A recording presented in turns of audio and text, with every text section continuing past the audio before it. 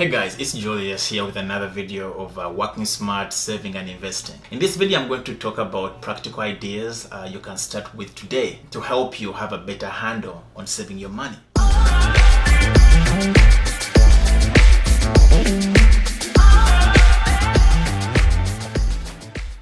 Over time, most of us have created a number of habits that impact our finances.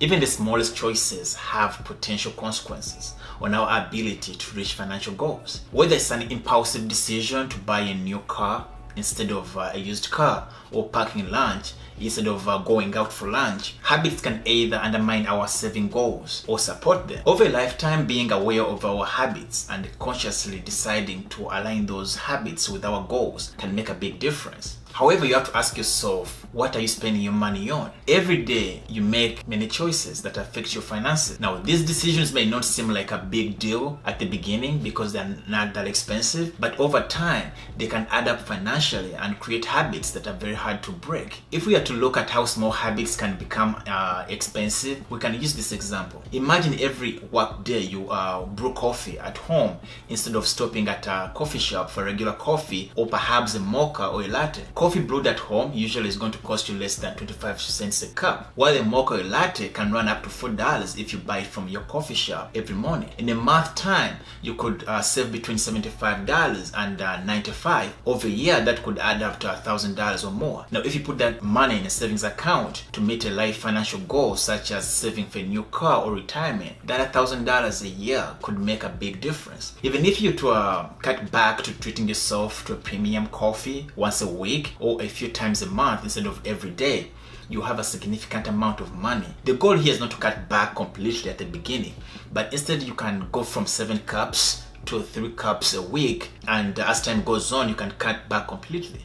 Another way to save money is to make your own lunches for work instead of buying out. Because most of us, instead of taking the time to make lunches at home in the morning to take to work, we eat out most days.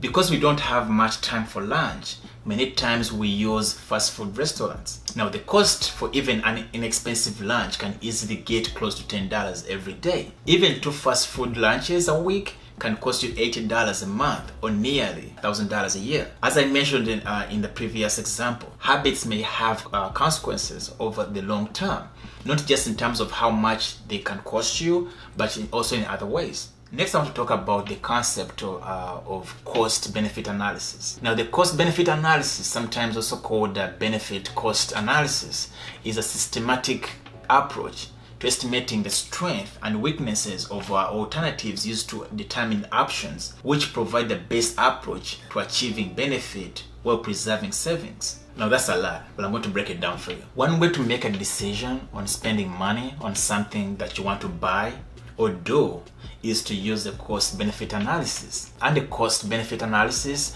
you examine the potential costs and the benefit of that purchase. For example, if you really like to buy a new car, but you currently have a car at the moment, you can determine the costs of the new car that you want to buy in terms of a down payment and monthly payments for a certain number of years. Then you can compare those costs to what expenses are involved in maintaining your current car. By this cost-benefit analysis, it's clearly more expensive to get a new car than to keep your current car.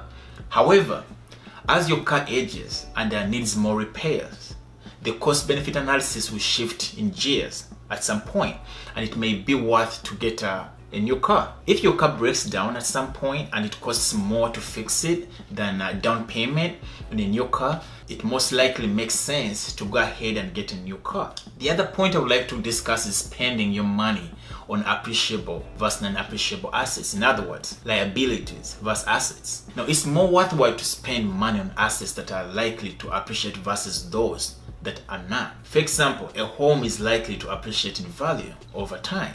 Other examples of appreciable assets are mutual funds, which you may invest in through your workplace, like the 401k plan, and the stock mutual funds. Now, these have the potential for appreciation and can help fund your retirement and other long-term goals.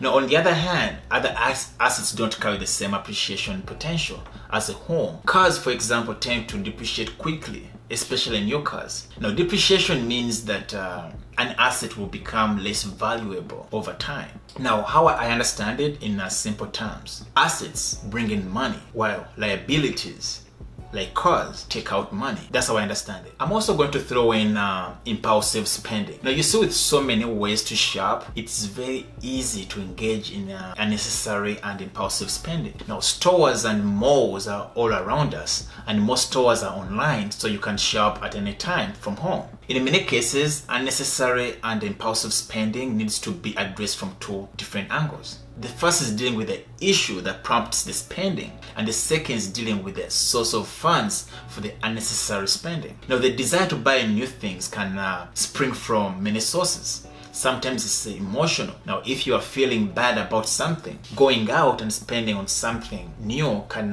make you feel better. Other times, those feelings come from seeing what other people have and wanting the same things for yourself. If you can identify what you are feeling when you are thinking about buying something new, you have a better chance of controlling the impulse to spend and avoiding spending money on something you can't afford. In addition, if the source of funds for spending isn't available, then you have a better chance of staying away from temptation and spending. That may mean cutting up on credit card or keeping it in a drawer at home instead of carrying it with you in your wallet. It could mean setting aside a small amount of money in your budget for those types of purchases and sticking with that limit. That is one of the reasons I don't keep my money in a savings account, because it's so easy to spend it. On the other hand, if I was to get the money from my brokerage account, it will take me at least 6 days for that money to become available. By then, I would have solved the problem I needed the money for. If you're not aware of what you are spending money on, you can't change those habits. Often you don't realize where your money is going until you track it down, and that will only happen if you create a budget. When it comes to spending, planning spending and spending moderately are the keys to maintaining a healthy budget. Now, without a plan, you won't know where your money is going. And without moderation, it's too easy to spend a lot of money on a few things, or a little money on a lot of things, and get into debt or run out of money before the month is over. There are ways to preserve your budget, spend in moderation, and still do nice things for yourself. There are things you can do for yourself that are free, and other things that aren't that expensive that will help you feel good without busting your budget. Understand what to buy and when to buy it.